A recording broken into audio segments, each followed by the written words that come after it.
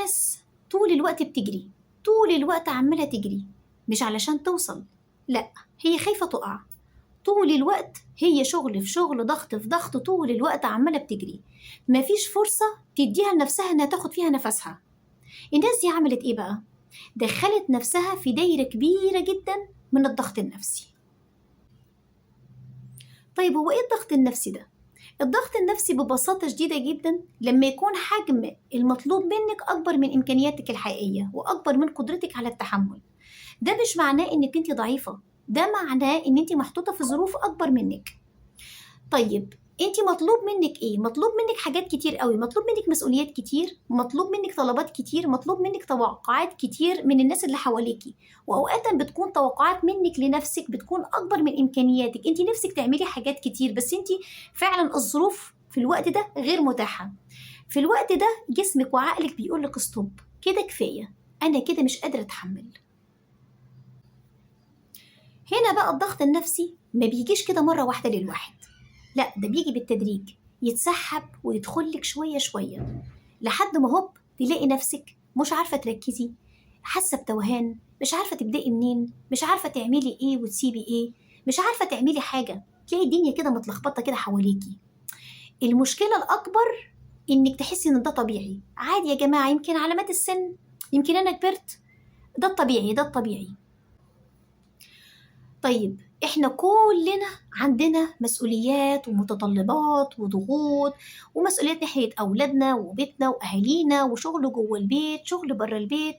يعني بالبلدي كده كل واحدة فينا عندها بلاوي متلتلة، اللي فينا مكفينا، وكل واحدة موجودة في العالم بتاعها طبعا مع اختلاف الظروف من واحدة للتانية.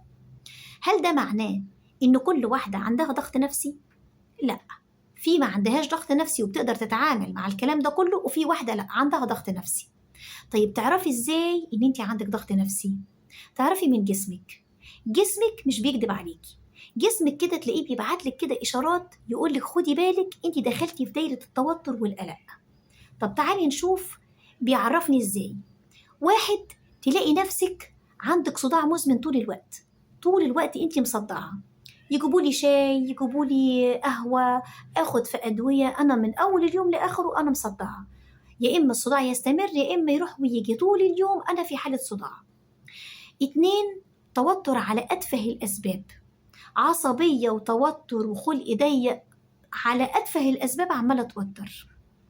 رقم تلاتة، انت تايهة، مش مركزة، بتنسي، تدوري على الموبايل وهو على ودنك، تدوري على نظارتك وانت لابساه، انت تايهة، انت تايهة، طول الوقت انت تايهة. رقم أربعة، تقلقي حتى في الأوقات اللي المفروض تكوني فيها مرتاحة. يعني أنا المفروض إن أنا داخلة أنام وده وقت الراحة، بس أنا شايلة هموم الدنيا كلها على راسي وعمالة أفكر أنا هعمل إيه بكرة، طب أنا هعمل إيه بعد ساعة، لا ده أنا هنام ساعة ولا ساعتين وصحوني. طول الوقت أنت قلقانة وأنت بتطبخي، أنت قلقانة وأنت قاعدة مع أولادك بتتفرجوا على فيلم وقاعدين مبسوطين، يعني حتى في أوقات الراحة أنت قلقانة، مجهدة طول الوقت. رقم خمسة، الإجهاد، أنا مجهدة طول الوقت، مجهدة وأنا قاعدة على الكرسي كأني كنت بجري، مجهدة وأنا باكل، مجهدة وأنا نايمة، أنا قايمة من النوم، نايمة ممكن أكون نايمة 8 ساعات وقايمة تعبانة، قايمة مجهدة، حاسة إن أنا ما نمتش ولا ساعة. طيب دي إشارات الجسم بيقولك ستوب يا ست الكل، أنت داخلة كده في دايرة الضغط النفسي والتوتر والقلق وكل حاجة. ده مش محتاج تشخيص معقد، ده محتاج حاجة واحدة، إن أنا أقعد مع نفسي وأشوف نفسي محتاجة إيه. أنا كده خلاص عرفت إن أنا عندي ضغط نفسي، أبص كده لزميلتي اللي جنبي في الشغل ألاقيها مختلفة عني تماما، مع إن ظروف الشغل هي نفس ظروف الشغل. تحسيها كده مرتبة أفكارها، جاية كده مبسوطة، مش مبهدلة كده في نفسها، بتشرب كده فنجان الشاي بمزاج. غيري أنا على طول متوترة وقلقانة والدنيا كده. في بقى من النوعية دي بقى كتير جدا. هنا أقدر أقولك إن الدنيا مش جاية عليكي، لأ، هي أنت مش عارفة تتعاملي مع الدنيا بتاعتك. عشان أتعامل مع الدنيا بتاعتي والضغط النفسي ده أنا لازم أمشي بالخطوات اللي أنا هقولها دي. واحد، اتعلمي إن أنت تطلبي المساعدة، مش لازم تعملي كل حاجة بنفسك، مش شرط أكون مثالية. يعني أنا ممكن أطلب من زميلتي إنها تيجي تساعدني، الشغل ده بدل ما يخلص في 3 ساعات ممكن يخلص في ساعة. أقدر أطلب منهم الأفكار، يا جماعة إيه رأيكم لو عملنا ده، لو عملنا ده؟ ده في حد ذاته نوع من أنواع المساعدة، شالت من عليا عبء التعب الذهني. أطلب من أولادي حبايبي كل واحد يعمل كذا كذا كذا، بيها اللي إحنا بنقسم المهام بتاعتنا والضغط النفسي بيقل. رقم 2، اتعلمي تكتبي المهام بتاعتك. إحنا بسم الله ما شاء الله معانا الموبايلات طول الوقت، افتحي النوت وسجلي فيه إيه اللي المفروض تعمليه النهاردة، أو اكتبي في ورقة. احنا بنوصل لمرحله ان انت ممكن تنزلي السوق تبقي عايزه تشتري طلبات السوق، انت بتنسي انت عايزه تشتري ايه. فبالتالي انا لما بكتب الحاجات بتاعتي انا كده بخفف من عليا الحمل اللي انا شايلاه لوحدي. رقم 3، رتبي اولوياتك، في المهم، في الاهم، فيه اللي مش مهم. ابدا بالاهم حاجه واخلصه، وبعد كده انقل للمهم. بعد كده هيبقى وصلنا لاخر اليوم، في حاجات كده مش مهمه اتعملت ولا ما اتعملتش مش هتنقص من اليوم حاجه، وفي نفس الوقت مش هتضغطني انا نفسيا. رقم 4 مهمه قوي، ما اقولش على اي حاجه.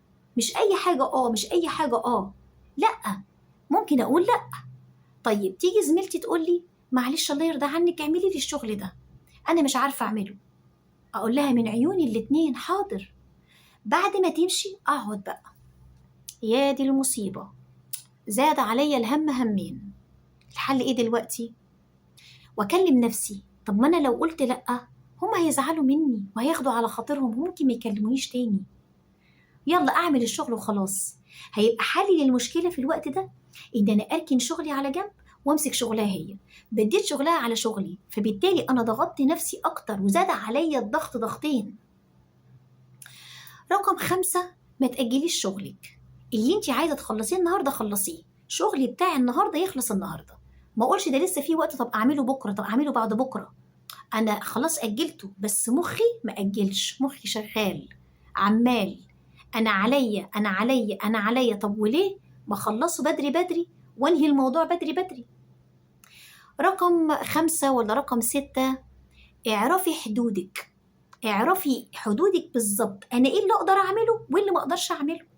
لما حد يجي يطلب مني طلب ليا انا، لا في شغلي انا، ان في حاجات اعرف اعملها كويس قوي، في حاجات ما اعرفش اعملها. انا ممكن اقول لا يا جماعه الجزء ده انا ما بعرفش اعمله، ممكن اتعلمه، بس انا حاليا ما بعرفش اعمله.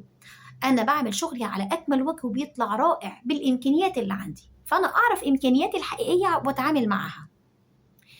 اخر حاجه بقى بحبها قوي قوي، كافئي نفسك. تعالي كده لما تخلصي شغلك كده كافئي نفسك، شوفي بقى تكافئي نفسك بايه. والله بقى اجي بقى بالليل كده اتفرج على فيلم سهرة، اكل اكلة حلوة. انا بالنسبة لي بحب قوي قوي اشرب احلى فنجان شاي بالليل مع كده قطعة كيك ولا شوكولاتة، اوه واو، دنيا بتروح معايا في حتة تانية خالص. كل كام شهر انزلي اشتري لنفسك حاجة، شوفي يعني اعملي تجديد في نفسك، انزلي اشتري حاجة جديدة. انا بحب الذهب قوي، يعني انا بنبسط فعلا بكافئ نفسي باي حاجه ذهب حتى لو كانت حاجه صغيره. كافئي نفسك بالطريقه اللي تعجبك، ده في حد ذاته بيحسسك بالانتعاش والضغط النفسي بتاعك بيقل، وانتي بتبقي في دنيا تانية خالص، وتقدري ان انتي تقومي بشغل كتير اضعاف اضعاف ما انتي بتعملي من غير الضغط النفسي. هنا اقدر اقولك بقى ان انت فعلا خرجتي من دايره الضغط النفسي، وتستمتعي بحياتك وتعيشي حياتك وتكافئي نفسك بالطريقه اللي انت بتحبيها. واشوفك المره الجايه في الفيديو اللي بعده باذن الله. وما تنسيش لو عجبك المحتوى اضغطي لايك واشتركي معايا في القناه.